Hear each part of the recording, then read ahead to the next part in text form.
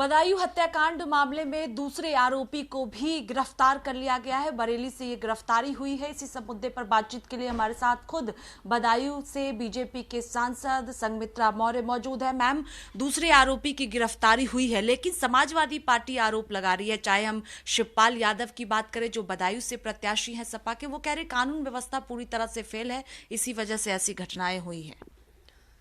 देखिए, कानून व्यवस्था की अगर बात कोई और करे तो मुझे लगता है, समझ में आता है, कानून व्यवस्था की बात वो लोग कर रहे हैं जिनके कार्यकाल में कानून व्यवस्था नाम की कोई चीज थी ही नहीं। यानी समाजवादी पार्टी की जब सरकार 2012 से 17 तक रही तो प्रदेश में कहाँ कानून व्यवस्था था, किसी को नजर नहीं आया। किस तरह से दंगे होते थे, किस तरह से अपराध चरम पर था, ये पूरे प्रदेश में सबको पता है। और प्रदेश ही नहीं बल्कि उसी कार्यकाल की वजह से पूरे देश में उत्तर प्रदेश की क्या इमेज बनी ये भी सबको पता है। आज कानून व्यवस्था पूरी तरह से दुरुस्त है और यही कारण है कि इतनी जघन्य अपराध करने वाले को तुरंत बदायूं पुलिस प्रशासन ने मुठभेड़ में मार भी गिराया और लगातार लगे रहने के बाद दूसरे भी आरोपी को गिरफ्तार कर लिया है, उसने सिलेंडर कर दिया है।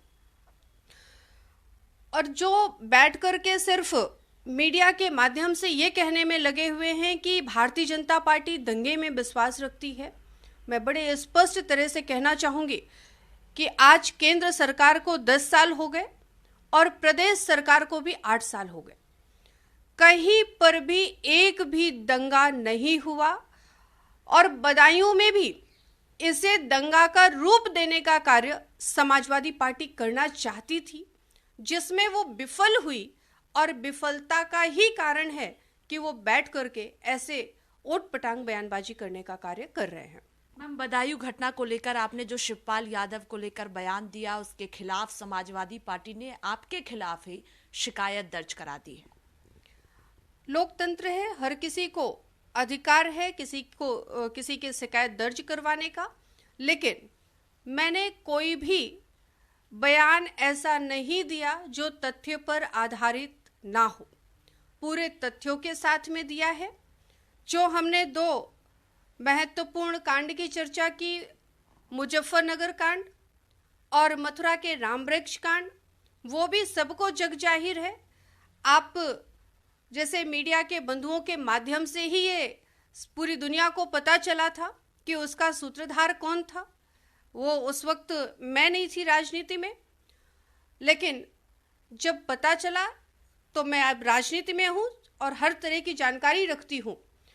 1998 और 99 की मैंने घटना की चर्चा की, तो उस समय तो राजनीति से दूर दूर तक हमारा कोई नाता नहीं था। उस वक्त तो मैं स्कूल में पढ़ने वाली बच्ची हुआ करती थी, लेकिन बदायूं जाने के बाद इनके कारनामे खुल करके आए, तो वहीं से हमें यह पता चला कि इन्होंने 150-200 गाड़ियों के साथ में बूथ कैप्चरिंग करने का काम किया।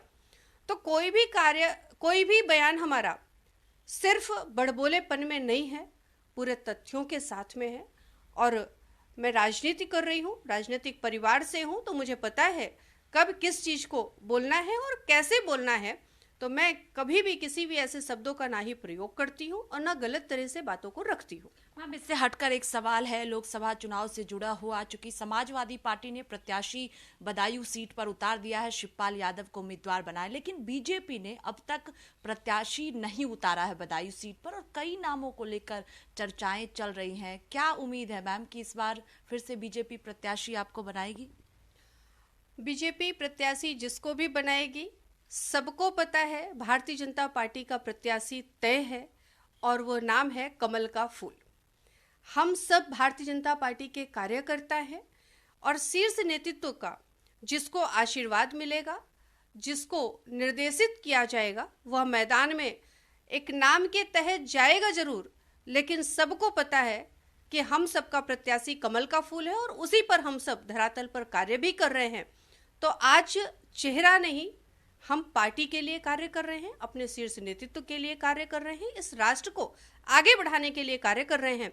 तो पार्टी के जो भी दिशा निर्देश होगा वो मान्य होगा। आखिरी सवाल है मेरा कि इन दिनों सोशल मीडिया पर समाजवादी पार्टी प्रमुख अखिलेश यादव के साथ आपकी तस्वीर वायरल हो रही है और ये कहा जा रहा है कि चूंकि आपके पिताजी जब स्वामी प्रसाद मौर्य जी समाजवादी पार्टी में थे तो उन्होंने जिस तरह से भगवान राम को लेकर और बयानबाजी की थी तो उसको लेकर आपका टिकट कट सकता है और आप समाजवादी पार्टी में जा सकती हैं, फोटो के साथ जो है वो वायरल हो रहा है।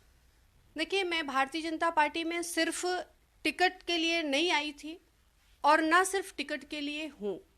मैं भारतीय जनता पार्टी से सांसद हूँ, ये बात सही है, लेकिन उसके साथ साथ मैं भारतीय जनता पार्टी की कार्यकर्ता भी हूँ। और भारतीय जनता पार्टी की कार्यकर्ता होने के नाते हमारा लक्ष्य सिर्फ टिकट ही नहीं है, हमारा लक्ष्य पार्टी के कारवां को बढ़ाना है, राष्ट्र को आगे बढ़ाना है। तो अब बैठ कर के विपक्ष किसी भी फोटो को वायरल करके ये दिखाना चाहे कि संघमित्रा मौर्य इधर उधर भटक रही हैं, तो आज तो नेट बहुत आगे है, हर किसी को ट्रेस किया जा सकता है कब कौन कहाँ है, और ट्रेस भी किया जा सकता है कि संघमित्रा मौर्य किसी के भी टच में नहीं है। अगर वो ऊपर से और अंदर से किसी के भी साथ हैं तो वह है भारतीय जनता पार्टी और कोई नहीं।